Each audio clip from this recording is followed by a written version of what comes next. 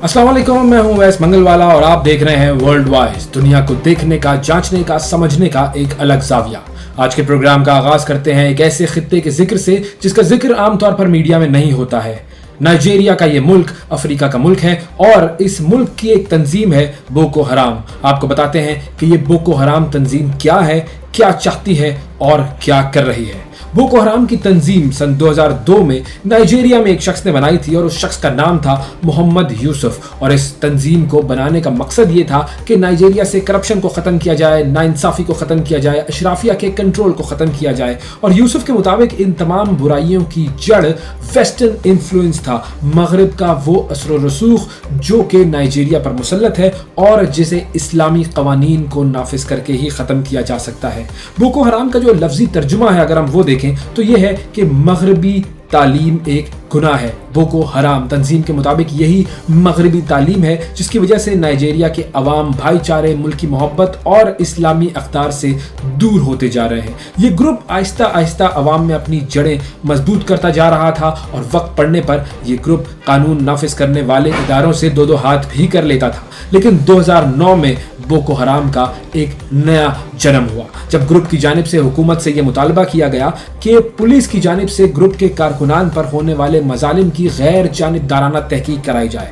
लेकिन हुकूमत के कानों पर जूं नहीं रेंगी और हुकूमत का एक गैर संजीदा रवैया था जिसकी वजह से बोको हराम ने पुलिस तंसीबात पर हमले शुरू कर दिए और कई पुलिस वालों को कत्ल भी कर डाला। हालात जब पुलिस के कंट्रोल से बाहर हुए तो आर्मी ने पुलिस के साथ मिलकर एक बहुत बड़ा ऑपरेशन किया जिसमें बोको हराम के 700 लोगों को मार डाला गया और उनके ठिकानों को भी तबाह कर लिया गया। मोहम्मद यूसुफ को गिरफ्तार किया गया, कई अहम रहनुमाओं को गिरफ्तार किया गया, पुलिस के हवाले कर दिए गए ये गिरफ्तार जो लोग थे और पुलिस ने तमाम लीडरों को कत्ल करके उनकी लाशों को इबरत के लिए, नुमाइश के लिए रख दिया। 1 साल तक ये तंजीम रही गैर मुअस्सर, लेकिन फिर एक शख्स उठा जिसका नाम था अबू बकर शिकाओ। उसने 2010 में अहम हुकूमती ओहदेदारों की टारगेट किलिंग शुरू कर दी और इसी साल सितंबर में बाउची शहर की जेल पर हमला करके उसने 700 कैदियों को रिहा करवा लिया। बोको हराम का 2011 में पहला हाई प्रोफाइल हमला था अबुजा में अक़वाम मुत्तहिदा की इमारत। ये खुदकुश हमला था जिसमें 23 अफराद हलाक हुए, 100 जख्मी हुए और फिर उसके अलावा और भी बहुत सारे हमले थे। उनमें सबसे खतरनाक वो हमले थे जो कि जनवरी 2012 में पुलिस स्टेशन पर किए गए, हुकूमती इमारतों पर किए गए, जिनमें 185 अफराद हलाक हुए थे। फिर 2015 में बोको हराम को पसपाई का सामना करना पड़ा था जब नाइजीरिया और पड़ोसी ममालिक की जो आर्म्ड फोर्सेस थी उन्होंने मुश्तरका ऑपरेशन शुरू किए और उनके कई अहम लीडर्स को ठिकाने लगाया। आपसी जो राब्ते थे वो उन्होंने ख़त्म कर दिए। अब इस दौरान बोको हराम फिर कई धड़ों में बढ़ती चली गई थी और ये मुख्तलिफ धड़े दाइश जैसी बैनुल अक़वामी जो दहशतगर्द तंजीमें हैं उनके आलायकार बनते रहे और छोटी मोटी दहशतगर्दी की खबरें इनकी तरफ से आती रहें। लेकिन इस हफ्ते एक बड़ा वाक़या हुआ और इस हफ्ते कई सालों की खामोशी के बाद मशरकी नाइजीरिया के एक गाँव में 150 मुसल्लह अफराद ने हमला किया, कई घरों को आग लगा दी और 50 से ज़ायद अफराद को कत्ल कर दिया। ये हमला हमें ये बता रहा है कि बोको हराम का मसला नाइजीरिया से अभी ख़त्म नहीं हुआ और इसे ख़त्म करने के लिए अभी बहुत कुछ करना पड़ेगा। लेकिन इंटरेस्टिंग बात यह है कि मुल्क से नाइंसाफ़ी और अशराफिया की हुक्मरानी ख़त्म करने के लिए 2002 में बनने वाली ये जो बोको हराम है ये अब खुद एक बहुत बड़ा मसला बन चुकी है और ख़ुद बहुत सारी नाइंसाफ़ियों में मुलव्विस है। आग और खून का खेल नाइजीरिया में खेला जा रहा है जिसका रुकना अब शदीद मुश्किल नज़र आ रहा है। तो ये है बोको हराम की कहानी जो कि हमने आपको बताई और वर्ल्ड वाइज का मकसद भी यही है कि आपको बताते रहें कि दुनिया में क्या हो रहा है और उसके पीछे क्या मुहर्रकात हैं। एक और तनाज़े की तरफ हम रुख करते हैं। इजरायली फोर्सेस की फायरिंग से एक खातून हलाक हुई है और इस खातून की हलाकत पर अमेरिका ने शोर मचाया है। अब आप सोच रहे होंगे कि ये खातून कौन है। मगरबी किनारा जो है वहाँ पर इसराइल की फोर्सेस की अंधाधुंध फायरिंग से आबादकारी की मुखालिफ, यहूदी आबादकारी की मुखालिफ एक अमरीकी खातून जो है वो जा भाग हुई है। इस खातून का जो ताल्लुक़ है वो तुर्की और अमेरिका से है। तुर्क नज़ादी अमरीकी खातून, 26 साल खातून, इसका नाम है عائشہ ازنگے جو ہے وہ مغربی کنارے کے شہر نابلس میں مقامی فلسطینیوں کے ہمراہ یہودی آبادکاریوں اور اسرائیلیوں کے ناجائز قبضے پر ایک مظاہرہ کر رہی تھیں. اس مظاہرے میں شریک تھی اور اسی دوران اسرائیلی فورسز نے مظاہرین کو منتشر کرنے کے لیے اندھا دھند فائرنگ شروع کر دی. لوگوں میں بھگدڑ مچ گئی اور پھر اسرائیلی جو اسنائپرز تھے انہوں نے تاک کر لوگوں کو گولیاں مارنا شروع کر دی اور ایک گولی جو ہے وہ اس لڑکی کے سر میں لگی جبکہ دوسری گولی ایک اور فلسطینی کی ٹانگ میں لگی. اب امریکہ کو اپنی اس شہری کی ہلاکت پر شدید غصہ ہے, شدید تشویش ہے, لیکن ہم سب یہ جانتے ہیں کہ امریکہ کا جو پورا پولیٹیکل سسٹم ہے وہ اسرائیل کے قبضے میں ہے, زائنسٹس کے قبضے میں ہے. تو انہوں نے تحقیقات کا تو مطالبہ کیا ہے امریکہ نے, لیکن دیکھتے ہیں کہ یہ تحقیقات ہو بھی پاتی ہیں یا نہیں ہو پاتی. اور امریکہ نے یہ مطالبہ کیا ہے اسرائیل سے, تو اب اسرائیل کیا تحقیقات کرے گا؟ ایک طرف ہم یہ دیکھتے ہیں کہ 40,000 سے زائد لوگوں کو شہید کر دیا گیا فلسطین میں, جس کے حوالے سے کسی قسم کی کوئی بھی پریشانی نہیں ہے امریکہ کو, اور امریکہ نے صرف لفظی بیان بازی کی ہے, وہ بھی بہت تھوڑی سی, اور ہمیشہ یہ بات کی ہے کہ اسرائیل کے پاس یہ حق حاصل ہے کہ وہ اس خطے میں جو چاہے کرے. لیکن اب ایک ترک امریکی نژاد شہری جو ہے اس کی ہلاکت پر امریکہ میں یہ چھوٹا سا رد عمل سامنے آیا ہے کہ اسرائیل سے انہوں نے تحقیقات کا مطالبہ کیا ہے. لیکن ایک ایسی چیز ہے جو کہ بہت تشویشناک چیز ہے, اور ایک بیان آیا ہے امریکی وزیر خارجہ کا اینٹنی بلنکن کا, اور اس نے یہ کہا ہے کہ اگر غزہ میں جنگ بندی ہو جاتی ہے تو امکان یہ ہے کہ سعودی عرب جنوری جو کہ آنے والا ہے 2025 کا جنوری, اس سے پہلے ہی سعودی عرب اسرائیل کو تسلیم کر لے گا. جی اینٹنی بلنکن یہ کہہ رہے ہیں کہ امید یہ ہے کہ سعودی عرب جنوری سے پہلے ہی اسرائیل کو تسلیم کر لے گا. ہیٹی میں انہوں نے ایک نیوز کانفرنس کی اور اس نیوز کانفرنس میں انہوں نے یہ کہا کہ جنوری سے قبل اگر غزہ میں جنگ بندی ہو جاتی ہے تو سعودی عرب کے اسرائیل کے ساتھ جو تعلقات ہیں وہ معمول پر آنے کا امکان ہے. اور امید یہ ہے کہ انہوں نے یہ بھی کہا کہ ہمیں یہ نہیں پتا کہ اسرائیل کیسے تسلیم کیا جائے گا سعودی عرب کی طرف سے, لیکن اس کا امکان ہے اور ایسا ضرور ہوگا. اب اس تبصرے پر سعودی عرب کا کوئی رد عمل ابھی تک ہمارے سامنے نہیں آیا ہے, لیکن دیکھتے ہیں کہ سعودی عرب کیا کہتا ہے. لیکن ہمیشہ سعودی عرب کا جو موقف رہا ہے وہ یہ ہے کہ فلسطین کا مسئلہ حل ہونے تک اسرائیل کو تسلیم نہیں کیا جا سکتا. تو اب دیکھتے ہیں کہ یہ کوئی بہت بڑا بریک تھرو یا ایک بہت بڑی تاریخ لکھی جانے والی ہے کہ اگر سعودی عرب جو ہے وہ اسرائیل کو تسلیم کر لیتا ہے. ایک اور خطہ ہے جہاں پر کانفلکٹ چل رہا ہے, اور یہ خطہ ہے جی بھارت کی ایک ریاست جس کا نام ہے منی پور. اور منی پور کے حوالے سے اب جانتے ہیں کہ کچھ عرصہ پہلے یہ خبریں آئی تھیں کہ یہاں پر جو کرسچن مائنورٹیز ہیں ان پر ہندوز بہت زیادہ ظلم کر رہے تھے, اور یہ وہ ہندو ہیں جو ایکسٹریمسٹ ہندو ہیں. ظاہر بہت سارے ہندوز جو ہیں وہ رہتے ہیں بھارت میں, اور ہر ہندو جو ہے وہ ایکسٹریمسٹ نہیں ہوتا, لیکن یہ جو ہندوتوا کے پرچار کرنے والے ایکسٹریمسٹ ہندوز ہیں ان کی طرف سے یہ مائنورٹی جو کرسچن مائنورٹی ہے منی پور میں رہتی ہے ان پر کافی ظلم و ستم ہو رہا تھا. اور اب وہاں پر اس خطے میں منی پور کے خطے میں بدامنی بہت بڑھنے لگی ہے, اور باغی گروپ ہے وہاں پر.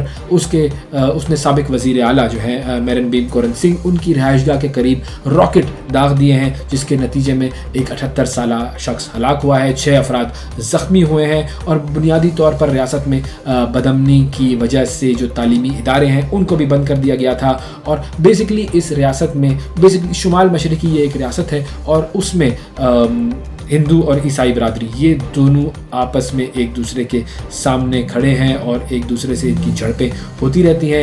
1 سال قبل جو ایکسٹریمسٹ ہندوز تھے وہاں پر انہوں نے منی پور میں ایک چرچ کو بھی نظر آتش کر دیا تھا. اور عیسائی اکثریتی ایک برادری ہے جس کا نام ہے کوکی برادری کے لوگوں پر تشدد کیا گیا تھا. 120 سے زائد افراد ہلاک ہوئے تھے, 60,000 سے زیادہ لوگوں کو بے گھر کر دیا گیا تھا. زیادہ تر وہ لوگ جو تھے مسیحی برادری سے تعلق رکھتے تھے. اور اب بھارتی پولیس کہہ رہی ہے کہ یہ جو راکٹ حملہ ہے یہ کوکی برادری کی طرف سے ہی کیا گیا ہے. اور اچھا, اس سے پہلے ہندوؤں کی طرف سے کرسچن خاتون کو اجتماعی زیادتی کا بھی نشانہ بنایا گیا تھا, اور گزشتہ برس یہ واقعہ پیش آیا تھا. 21 سال کی یہ خاتون تھی, عیسائی خاتون, اس کے ساتھ اجتماعی زیادتی کی گئی تھی. اور ایک اور دوسری خاتون تھی, 42 سالہ وہ خاتون تھی, اس کو تشدد کا نشانہ بنایا گیا تھا. اور ان کو بچانے کے لیے جو لوگ آئے تھے اس کے باپ اور اس کو بھی قتل کیا گیا تھا. تو کانگریس کے جو لوگ ہیں وہ یہ کہتے ہیں کہ یہ سارا معاملہ بی جے پی کی وجہ سے ہے, مودی حکومت کی وجہ سے ہے, کیونکہ مودی حکومت اور بی جے پی کی حکومت ایک ایکسٹریمسٹ حکومت ہے,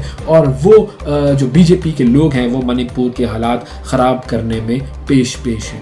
اب ایک اور خطے کی طرف چاہتے ہیں, اور یہ خطہ ہے متحدہ عرب امارات کا. کانفلکٹس کی تو ہم نے بات کر لی, بات کرتے ہیں کچھ ڈیولپمنٹ کی. متحدہ عرب امارات نے عرب دنیا کا پہلا جوہری پلانٹ بنا لیا ہے, اور یہ جوہری پلانٹ جنوبی کوریا کی مدد سے بنایا گیا ہے. بجلی کی پیداوار کے لیے عرب دنیا کا یہ پہلا جوہری پلانٹ ہے جو کہ یو اے میں بنایا گیا ہے, اور اس برقی پلانٹ سے حاصل ہونے والی جو بجلی ہے وہ ابو ظبی نیشنل آئل کمپنی سمیت ایمریٹس اسٹیل اور ایمریٹس گلوبل ایلومینیم کو فراہم کی جائے گی, اور 40 ٹیرا واٹ بجلی پیدا کرنے کی صلاحیت رکھتا ہے یہ پلانٹ, اور اس سے ملک میں بجلی کی جو 25% ضرورت ہے وہ پوری ہوگی.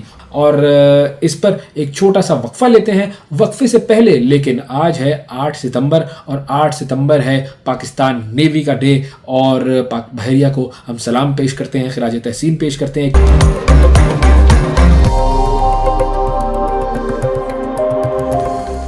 Welcome back. بریک کے بعد ایک مرتبہ پھر آپ کو ورلڈ وائز میں خوش آمدید کہتے ہیں, اور اب جس خطے کی طرف ہمیں نظر ڈالنی ہے وہ ہے فرانس. فرانس کے حوالے سے ہم آپ کو اپنے پروگرام میں پہلے بھی بتا چکے ہیں کہ فرانس میں الیکشنز کے بعد سے چہمگوئیاں چل رہی تھیں, اور ایک بڑا معاملہ تھا جس میں ان کے نئے وزیر اعظم کا تعین ہونا تھا, اور اس نئے وزیر اعظم کے تعین کے لیے فرانس کے صدر ایمانوئل میکرون وہاں کی مختلف سیاسی جماعتوں سے, ان کے رہنماؤں سے ملاقاتیں کر رہی تھی, لیکن اونٹ کسی کروٹ بیٹھتا ہوا نظر نہیں آ رہا تھا. اور اب فائنلی فرانس کے نئے پرائم منسٹر کے نام کا اعلان ہو گیا ہے. ایمانوئل میکرون نے ایک نام دے دیا ہے کہ یہ ہوں گے نئے پرائم منسٹر. یہ نام ہے مشیل بانیئر کا. مشیل بانیئر کو فرانس کے نئے وزیر اعظم کے طور پر ان کا اعلان ہو گیا ہے, ان کے نام کا. اور اب ہم آپ کو یہ بتاتے ہیں کہ یہ جو مشیل بانیئر ہے یہ کون ہے, اور ان کے لیے کیا چیلنجز ہوں گے. فرانس کا نیا وزیر اعظم بننے کے بعد کن چیلنجز کا سامنا کرنا پڑے گا, کیونکہ جو سیاسی جماعتیں ہیں مختلف فرانس کی, انہوں نے ان کے نام پر تشویش کا بھی اظہار کیا ہے. ہمارے ساتھ منظور جنجوعہ صاحب موجود ہیں, ہمارے نمائندے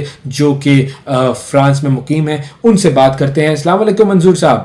جی وعلیکم السلام سر, بہت شکریہ آپ نے پروگرام کے لیے وقت نکالا. سب سے پہلے تو فائنلی مشیل بانیئر کا نام اناؤنس کر دیا گیا ہے, ایک نیا پرائم منسٹر فرانس کو مل گیا ہے. کافی پرانے پولیٹیشین ہیں ویسے تو یہ فرانس کے, لیکن میکرون نے ان کو کیوں سلیکٹ کیا, کیا وجہ تھی ان کو سلیکٹ کرنے کی؟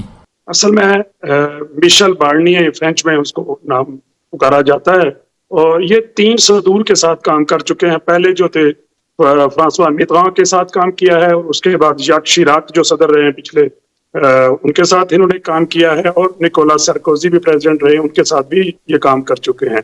یہ فارن منسٹر رہ چکے ہیں, اور یورپین افیئرس کو بھی یہ دیکھ چکے ہیں. اور خاص طور پہ جب برطانیہ نے بریگزٹ کی کوشش کی ہے اور خواہش کا اظہار کیا, تو انہوں نے ان کے ساتھ نیگوشیٹ کیا ہے, اور انہوں نے ان کو قائل کیا ہے کہ آپ یورپ سے بلا شک اگر ہمارے ساتھ نہیں رہنا چاہتے نکل جائیں, لیکن تجارتی معاملات جو ہم معاہدے کر چکے ہیں ان کو کیری آن رکھیں. اور اس میں بھی ان کو کامیابی ملی ہے. ان کو بتایا رہی ہے کہ ان کو اس کی رکھنے کی وجہ, پریزیڈنٹ نے جو ان کو نامینیٹ کیا ہے اس کی وجہ صرف یہ ہے کہ یہ جو کام ان کے ذمہ لگایا جائے اس میں یہ رزلٹ دیتے ہیں. جو فرانس کی دیگر پولیٹیکل پارٹیز ہیں ان کا کیا موقف ہے, کیا ریاکشن سامنے آیا ہے ان کا مشیل بانیئر کے نام کی سلیکشن پر؟ جی اصل میں اپوزیشن پارٹیز نے تو بڑا سخت ریاکشن دیا ہے, اور ان کا کہنا ہے کہ یہ صدر نے جو ان کو نامینیٹ کیا ہے یہ حقیقت میں عوام کے ووٹ کی توہین ہے, بلکہ ووٹ چوری ہوا ہے.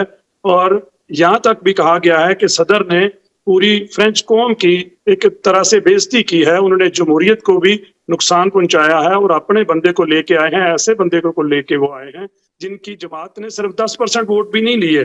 تو اس طرح سے وہ جماعتیں جو ہیں وہ سراپا احتجاج ہیں, وہ اس کو ایکسیپٹ کرنے کے لیے تیار نہیں ہیں. لیکن چونکہ فرانس کا صدارتی نظام ہے, یہاں پہ ان کے پاس صدر کے پاس پاور ہے, آئین نے ان کو اختیار دیا ہے, وہ جس کو چاہیں پرائم منسٹر نامزد کر سکتے ہیں. ایون وہ اپنے دوستوں کو بھی میں سے کسی کو بھی نامینیٹ کر دیتے تو آئینی طور پر ان کو یہ اختیار حاصل تھا. لیکن جو جمہوری رویہ صدر نے نہیں اپنایا, انہوں نے سیاست کھیلی ہے, اور یہ سیاست انہوں نے 1.5-2 سال چلانی ہے, چاہے جس طرح سے بھی ہو سکے وہ لمبا کھینچیں گے, تاکہ آئندہ صدارتی الیکشن میں ان کی جماعت کو کوئی बेहतर रिजल्ट मिल सके। अच्छा मंजूर भाई, ये जो फ्रांस की जो न्यू पॉपुलर फ्रंट है जिसने जुलाई के इलेक्शंस में सबसे ज़्यादा सीटें जीती थी, उन्होंने मिशेल के इंतखाब पर काफ़ी तनकीद की है, उसकी क्या वजह है, उनके स्पेसिफिक एतराज़ात क्या हैं? फ्रांस के जो मौजूदा हालात हैं, कर्जे का बोझ है और खसारे के चलने वाले जो अदारे हैं, उसकी वजह से फ्रांस में अब ये एक सोच पाई जाती है कि अब हम वेलफेयर स्टेट के तौर पे नहीं चल सकते, और उसको एक्सप्लॉइट किया है सदर ने कि देखें जी, अगर ये इन लोगों ने अगरचे अवाम ने इनको वोट दे के फर्स्ट पोजीशन पे ले आए हैं और जीत कर ये लोग आए हैं, लेकिन अगर इनको मैं नॉमिनेट करता हूँ, इनका बंदा मैं बनाता हूँ न्यू पॉपुलर फ्रंट का, तो ये इमिग्रेशन खोलेंगे, गैर मुल्कियों को राहतें देंगे, इनके बच्चों को, फैमिलीज को आने का आसानी से आने और इनको सेटलमेंट के वीजे और वर्क परमिट्स देंगे, तनख्वाहें बढ़ाएंगे, जिससे फ्रांस में जो सरमायादार तबका है वो परेशान होगा और उसकी वजह से सरमायाकारी जो है ना वो निकल सकती है। इस वजह से प्रेसिडेंट ने बज़ाहिर तो लोगों को ये बताने की कोशिश की है कि न्यू पॉपुलर फ्रंट फ्रांस के मौजूदा हालात के साथ मैच नहीं करता। इकोनॉमी को देखते हुए अगर हम इनको मैं लेके आता हूँ, इनको नॉमिनेट करता हूँ, इनका बंदा, तो जो कौम परस्त जमात है RN, जिसको मतलब क्या लें नेशनल रैली, वो फौरी तौर पे अदम एतमाद का इजहार करेंगे और वो इस तरह से असेंबली नहीं चल सकती। अच्छा, मैं कुछ बयानात देख रहा था न्यू पॉपुलर फ्रंट के लोगों की तरफ से, तो उसमें कुछ नो कॉन्फिडेंस मोशन का भी जिक्र हो रहा था, मुजाहिरों की भी गालिबन बात हो रही थी, तो क्या ये मामला भी हो सकता है कि नो कॉन्फिडेंस मोशन आ जाए अभी से मिशेल बार्नियर के खिलाफ? ये भी हो सकता है क्या? जी, न्यू पॉपुलर फ्रंट ने एक तरफ तो ये ऐलान किया है कि हमारा मैंडेट चोरी हुआ है, वोट पे ढाका पड़ा है, हम इसको कबूल नहीं करेंगे। दूसरी तरफ ये भी हुआ है कि जो अपोजिशन का इत्तेहाद है उसके 81 मेंबरान ने सदर के खिलाफ एक करारदाद पे 81 लोगों ने मेंबरान असेंबली ने साइन किए हैं और एक सिंबॉलिकली वो एक करारदाद असेंबली में पेश करेंगे कि सदर अपना ओहदा छोड़ दें, क्योंकि उन्होंने जमहूरियत का मुजाहरा नहीं किया, जमहूरी सदर होने का मुजाहरा नहीं किया, अवाम की राय का एहतराम नहीं किया।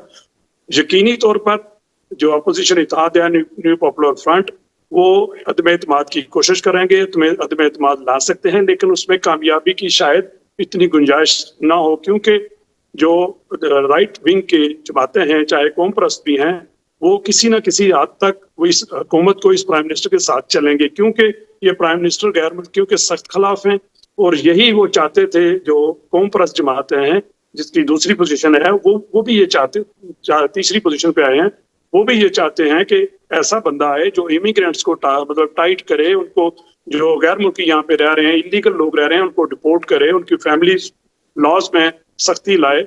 तो इस वजह से मैं समझता हूँ कि ये कोशिश तो जरूर होगी अदम एतमाद की, लेकिन उसमें कामयाबी के चांसेस कम है, क्योंकि जो राइट विंग है वो सारा इकट्ठा हो जाएगा। बिलाशक उनके नजरियात नहीं मिलते, लेकिन इस प्राइम मिनिस्टर को सपोर्ट जरूर करेगी जो नेशनल रैली की जमात है। मैरीन लेपेन ने यह कल ही अनाउंस किया है, आज भी उसने बात की है कि हम अदम एतमाद इन पे एतमाद करते हैं, क्योंकि ये हमारे नजरियात के करीब तर बंदा है जो इमिग्रेंट्स के खिलाफ है और गैर मुल्कियों को ये टफ टाइम देंगे। अच्छा, पॉलिटिकल पार्टीज का तो चले ये रिएक्शन है, जो अवाम है फ्रांस की, उनका क्या रिएक्शन है? वो मिशेल की सिलेक्शन को कैसे देखते हैं? जी, फ्रांस की अवाम तो ये समझते हैं, बल्कि लोगों ने बहुत जगहों पे, टीवी पे, रेडियो पे, अखबारात में जो उनकी राय सामने आई है, वो तो सख्त नाराज हैं सदर से कि सदर ने उनकी राय को, जो उन्होंने वोट की सूरत में असेंबली में लोग भेजे थे, उनकी राय को मुस्तरद किया है और सदर ने एक जमहूरी सदर होने का मुजाहरा नहीं किया, बल्कि एक हिस्ट्री है फ्रांस की जिसमें जमहूरियत को ज्यादा से ज्यादा तकवीयत और फोकियत दी जाती है। सदर मैक्रोन ने इसको फोकियत नहीं दी, अवाम की राय को जो है एहतराम नहीं दिया और अवाम सख्त खिलाफ हैं।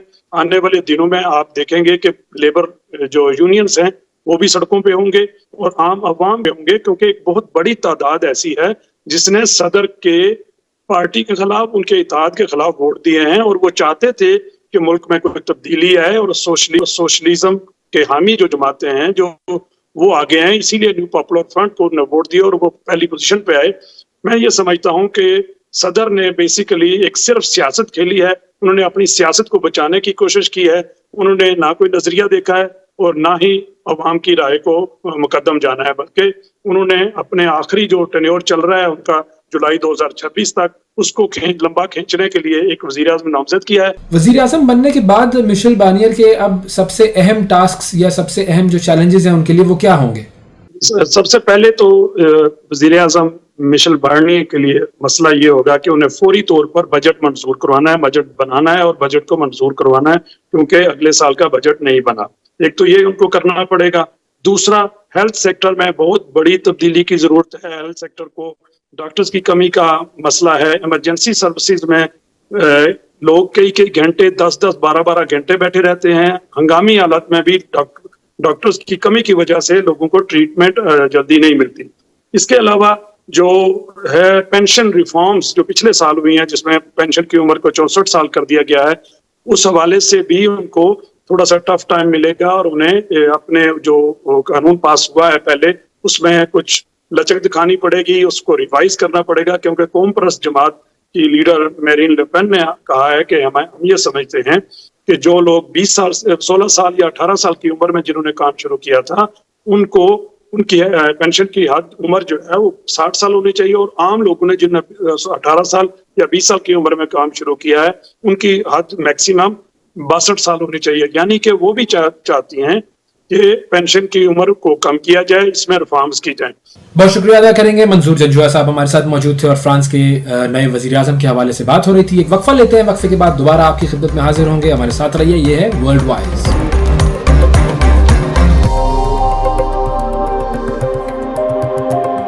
Welcome back. بریک کے بعد ایک مرتبہ پھر آپ کی خدمت میں ورلڈ وائز کے ساتھ حاضر ہیں. آج ہے 8 ستمبر اور 8 ستمبر دنیا بھر میں تعلیم کے خواندگی کے عالمی دن کے طور پر منایا جاتا ہے. یہ ہے ورلڈ لٹریسی ڈے.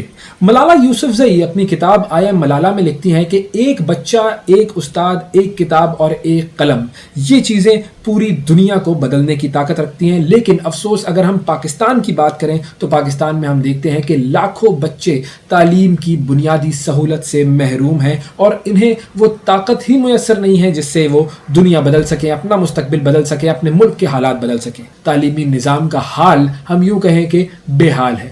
اب ہم کیسے اس چیز کو بہتر کر سکتے ہیں؟ اس کے لیے وزیر اعظم شہباز شریف صاحب نے اعلان کیا ہے ایجوکیشن ایمرجنسی کا. لیکن اس ایجوکیشن ایمرجنسی کی جو ڈیٹیلز ہیں اس کو سمجھنے سے پہلے ہم ذرا دو ممالک کی بات کرتے ہیں، لیبیا اور سری لنکا، جہاں سے ہم یہ دیکھتے ہیں کہ ان کے حالات ہم سے بھی بدتر تھے لیکن انہوں نے اپنے تعلیم کے نظام کو بہترین بنایا.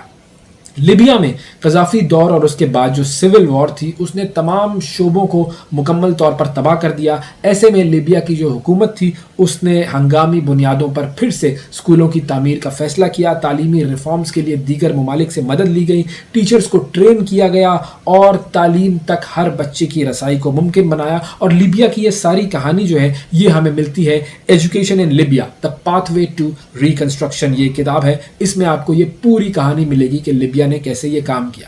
پھر اسی طرح اگر ہم سری لنکا کی بات کریں تو سری لنکا میں بھی سول وار تھی، حالات بہت ناسازگار تھے اور ایسے میں سری لنکن حکومت نے ایک پلان شروع کیا جس کا نام تھا nearest school is the best school. یعنی کہ وہ اسکول جو آپ کے گھر کے قریب ترین ہے وہ آپ کے لیے بہترین ہے. وہ اسکول کو بہترین کیسے بنایا گیا اس مہم کے ذریعے، یہ سری لنکا کا ایک ماڈل ہے جس کو ہمیں اسٹڈی کرنا چاہیے. انہوں نے ایسے اقدامات اٹھائے جس سے ہر بچے کے لیے اس کے قریبی اسکول تک رسائی ممکن بنی اور اس اسکول کا معیار بھی بڑھا. اور آج سری لنکا ان ممالک میں شامل ہے کہ جن کا جو خواندگی کا جو لیول ہے وہ دنیا میں بہت سارے جو ٹاپ ممالک ہیں ان میں شامل ہوتا ہے. تقریباً ساری ہی آبادی سری لنکا کی وہ خواندگی کی شرح سے اوپر ہے. یعنی کہ وہ سب جو ہے وہ پڑھے لکھے لوگ ہیں اور شرح خواندگی سب سے زیادہ ہے سری لنکا میں. اگر یہ بات کی جائے دنیا کے ممالک سے کمپیئر کیا جائے تو سری لنکا ان ممالک میں شامل ہے کہ جہاں پر شرح خواندگی سب سے زیادہ ہے. تو اب اگر یہ ممالک کر سکتے ہیں تو ہم کیوں نہیں کر سکتے؟ یہ جو ایجوکیشن ایمرجنسی ہے یہ کیا کرے گی؟ اس حوالے سے ہم بات کریں گے. محی الدین احمد وانی صاحب ہمارے ساتھ موجود ہیں، فیڈرل سیکرٹری ایجوکیشن. السلام علیکم سر. وعلیکم السلام جی. تھینک یو سر، بہت شکریہ آپ کا پروگرام کے لیے آپ نے وقت نکالا. اچھا، آپ تو ایجوکیشن کے حوالے سے کافی متحرک ہیں، کافی ایکٹیو ہیں اور کافی زیادہ انیشیٹیوز بھی ایسے ہیں جو کہ آپ کے آتے رہتے ہیں ہمارے سامنے اور ہم دیکھتے ہیں، ان کو اپریشیٹ بھی کرتے ہیں. تو سب سے پہلے تو یہ بتائیے کہ آج کل جو ایجوکیشن کی دنیا میں آپ کیا ایکٹیویٹیز کر رہے ہیں اور کیا کیا ٹرانسفارمیشنز ہو رہی ہیں؟ سر بات یہ کہ پہلے تو میں آئی سی ٹی اسلام آباد کیپٹل ٹیریٹری کے بعد، کیونکہ ڈائریکٹلی ہمارے اختیار میں آتا ہے، تو کسی اور کو میں کیا ایڈوکیسی کروں گا اگر ہم اپنا کام خود نہ کریں. تو ہم نے جو یہاں یونیک انیشیٹوز لیے ہیں وہ میں آپ کو بتاتا ہوں. ہم نے اسلام آباد میں پہلی دفعہ ایجوکیشن فیلوز کا پروگرام شروع کیا ہے جس میں ہم ٹاپ یونیورسٹیز کے گریجویٹس تقریباً 120 ہیں جن کو ہم نے رورل سکولز میں پلیس کیا ہے 2 سال کے لیے. ان کو تھرڈ پارٹی کے ذریعے ہائر کیا گیا ہے. ایک تو یہ ہے. دوسرا ہم نے پہلی دفعہ تاریخ میں کوڈنگ اور اے آئی فیلوز ہائر کیے ہیں. یہ بھی پبلک پرائیویٹ پارٹنرشپ کے ساتھ, اور اس میں نسٹ ہمارا پارٹنر بنا ہے, وہی گریجویٹ لا رہا ہے. اور یہ پرائمری اسکول میں انشاءاللہ اگلے 2 ہفتے بعد یو کین سی 150 اسکولوں کے پرائمری اسکولز میں کوڈنگ اور اے آئی پڑھائی جائے گی ان کی آئی ٹی لیبس میں. پھر ہم ٹیک فیلوز کا ایک پروگرام ہے جس میں انٹرپرینیورشپ, اسٹیم اور کمپیوٹر کے ہم اگین تھرڈ پارٹی کے ذریعے پبلک پرائیویٹ پارٹنرشپ میں کنسورشیمز کو لا رہے ہیں جو کہ بچوں کو 6 to 10 اسٹیم اور کمپیوٹر پائتھن وغیرہ پڑھائیں گے اور اے آئی پڑھائیں گے. پھر ہم نے پہلی دفعہ اسلام آباد میں ارلی چائلڈہڈ سینٹرز اسٹیبلش کیے ہیں جو کہ پری نرسری کہلاتی ہے, جس میں بچوں کو گروم کیا جاتا ہے ٹو انٹر انٹو اسکولز. وہ بہت خوبصورت بنے ہیں جس کے لیے بھی ہم نے 200 ٹیچرز اور ان کے سپورٹرز ہائر کیے ہیں, اسسٹنٹس ہائر کیے ہیں جو انشاءاللہ 100 اسکولوں میں 50 میں بن گئے, 50 میں اور بن جائیں گے. پھر ہم نے 70 کے قریب state of the art high impact I T labs بنائی ہیں 70 اسکولز اینڈ کالجز, اینڈ جس میں ہم نیفٹیک کی مدد سے high impact I T courses data science, A I اور بلاک چین کے رن کر رہے ہیں. پھر ہم نے 5 کالجز میں سافٹ ویئر ٹیکنالوجی پارکس بنا لیے ہیں, کو ورکنگ اسپیسز بنا لیے ہیں. وہ انشاءاللہ you will see them populated in next few weeks. Mohi صاحب, اب آتے ہیں جو اعلان وزیر اعظم صاحب کی طرف سے کیا گیا تھا مئی 2024 میں. وزیر اعظم شہباز شریف نے اعلان کیا تھا کہ ہم پاکستان میں تعلیمی ایمرجنسی نافذ کر رہے ہیں. تو اب یہ جو تعلیمی ایمرجنسی ہے یہ کیا ہے؟ ایجوکیشن ایمرجنسی میں بیسیکلی ایک سینسٹائز کرنا تھا تمام اسٹیک ہولڈرز کو, پروونسز کو. تو they have to do more for education, چاہے اس میں فیڈرل گورنمنٹ ہے چاہے اس میں پروونشل گورنمنٹ ہے. And now you can see all the chief ministers, all the prime minister, minister of education, they are excitingly involved in promoting education. آپ دیکھیں بجٹ میں بھی اس دفعہ ہمارا جو ایلوکیشن آف ریسورسز ہے وہ 1.5 سے 1.9% ہوئی ہے. صرف میں آپ کو اسلام آباد کی بتاتا ہوں بات کہ اسلام آباد میں لاسٹ ایئر ہمارا ڈیولپمنٹ بجٹ تھا منسٹری آف ایجوکیشن کا, اس دفعہ ہمیں 25 ارب دیا گیا ہے. اور ریگولر سائڈ پہ بھی ہماری فائنانسنگ کو انکریز کیا گیا ہے. تو things are improving. Education emergency پہ آؤٹ آف اسکول چلڈرن جو فنڈ ہے اس کی بھی تیاری ہے کہ کس طرح سے ہم نیشنل لیول پہ لیگنگ ڈسٹرکٹس کو سپورٹ کرنے کے لیے آؤٹ آف اسکول چلڈرن آئیں. پھر ہم تقریباً 4 بلوچستان میں, 3 AJ کے, 3 GB اور 1 اسلام آباد میں غریب بٹ بریلینٹ بچوں کے لیے دانش اسکولز جو کہ high quality boarding and technology schools ہوں گے وہ آ رہے ہیں ہزاروں بچوں کے لیے. تو ملٹیپل بات یہ ہے کہ we have to make education a part of national narrative agenda number 1 for Pakistani students and people. تو بیسیکلی وہ ڈبیٹ سٹارٹ ہوئی ہے. اب آپ دیکھیں کل مجھے پتا چلا ہے کہ پنجاب میں نیوٹریشن پروگرام 3 ڈسٹرکٹس میں سٹارٹ ہو گیا ہے. KP میں نیوٹریشن پروگرام انہوں نے اناؤنس کیا کہ وہ سٹارٹ کرنے لگے ہیں. پھر کراچی میں بھی فورن لینگویجز کا کورس ہو گیا ہے. Then people are starting smart classrooms. کل yesterday MD Sindh education foundation میں آئے ملے تھے, وہ بتا رہے تھے انہوں نے ڈیجیٹل ٹیبلیٹس اور اسمارٹ اسکولس سندھ کے انٹیریئر میں شروع کیے. تو اس طرح کی ملٹیپل ایکٹیویٹیز ہو رہی ہے, کمپٹیشن بھی شروع ہو گیا. اچھا سر, ایک اور بھی چیز ہم دیکھتے ہیں کہ 18th امینڈمنٹ کے بعد جو تعلیمی معاملات ہیں وہ اب صوبے خود کنٹرول کرتے ہیں. تو یہ تعلیمی ایمرجنسی جو ہے یہ صوبوں میں کیسے امپلیمنٹ ہوگی؟ وہ اس لیے ہمیں امپلیمنٹ ہوگی کہ جو نیشنل ایجوکیشن ایمرجنسی اناؤنس ہوئی ہے وہ صوبوں کی مشاورت سے ہوئی ہے. جب پرائم منسٹر اناؤنس کر رہے تھے تو سامنے تمام ایجوکیشن منسٹرز بیٹھے ہوئے تھے. سو دیٹ یہ کوئی لا نہیں ہے ایمرجنسی, یہ ایک اسٹیٹمنٹ آف انٹینٹ ہے that we will work for promoting education together. And صوبائی سبجیکٹ کا یہ مطلب یہ ہے کہ فیڈرل گورنمنٹ ان کو سپورٹ نہیں کرے گی, فیڈرل گورنمنٹ انٹرفیئر نہیں کرے گی, لیکن ہیلپ کر سکتی ہے. And they are more than welcoming کہ ہمیں کوئی بھی ہیلپ کرے. تو فیڈرل گورنمنٹ سے تو بلکہ ان کی توقعات ہیں. ہمیں اکثر ایسا اچھی بات ہے کہ پروونسز ریکویسٹ بھی کرتے ہیں کہ ہمیں ایڈیشنل سپورٹ PSDP کے پروجیکٹس ہیں ایجوکیشن کے, ان کے ذریعے. اور اس کے علاوہ AJ کے GB تو ویسے بھی 18ویں ترمیم میں نہیں آتے, وہ تو صوبائی ہے تو صوبے ہیں نہیں, یہ تو بیسیکلی فیڈرل گورنمنٹ کے ساتھ ڈائریکٹ ریلیشن, ان کو بھی ہم سپورٹ کرتے ہیں. تو یہ basically it's more of a collaborative and cooperative regime, it's not a legislative instrument. تو یہ مل کے کر رہا ہے, انشاءاللہ یہ ہوگا. اچھا, ایک فگر ہے جو کہ بڑا امپورٹنٹ ہے اور وہ ہے کہ پاکستان میں 2.5 کروڑ سے زیادہ بچے جو ہیں وہ آؤٹ آف اسکول ہیں.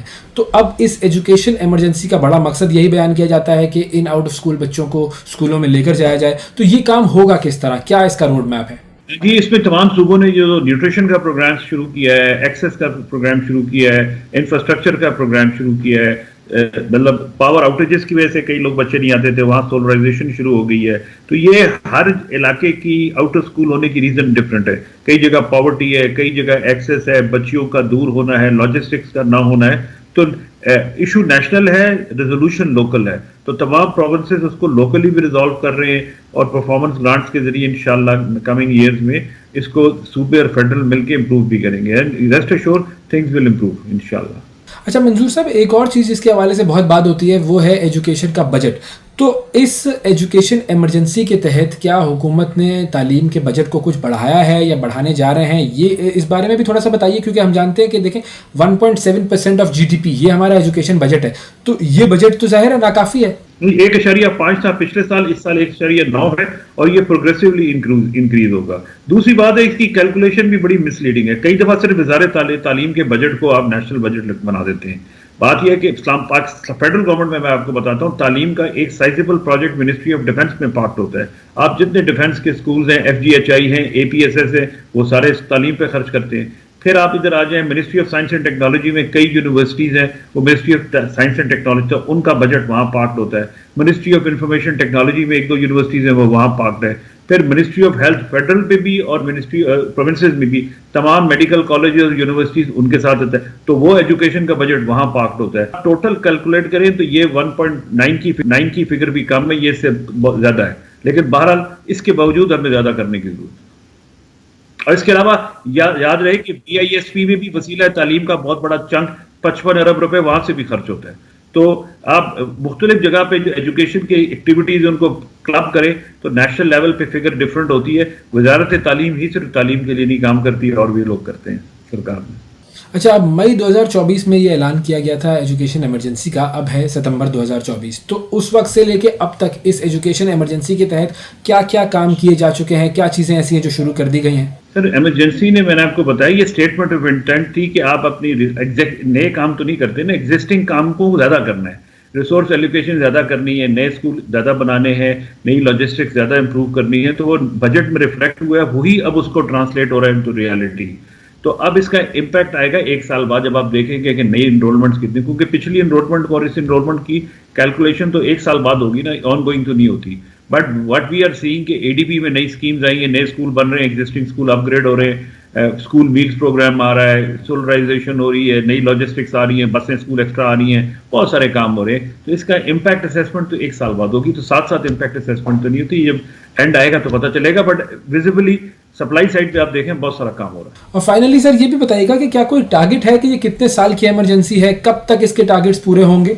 ये असल में ये इमरजेंसी का, तो इमरजेंसी तो एक किस्म का किक स्टार्ट था ना, तो ये टारगेट तो कभी नहीं पूरा होता। एजुकेशन का दुनिया की जो डेवलप्ड नेशंस है उनके भी टारगेट पूरे नहीं होते, every time they go for more. तो ये 5 साल में ये है कि एटलीस्ट हम अपना जो 4% तक ले जाएं इसका एलोकेशन ऑफ रिसोर्सेज का।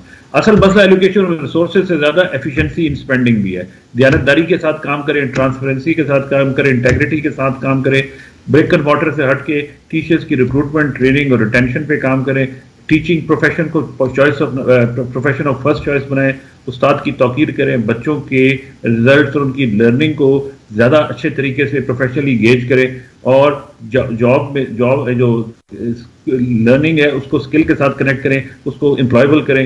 ये पूरा एक होलिस्टिक प्रोसेस है। इंशाअल्लाह अल्लाह करेगा पाकिस्तान इसमें आगे बढ़ेगा।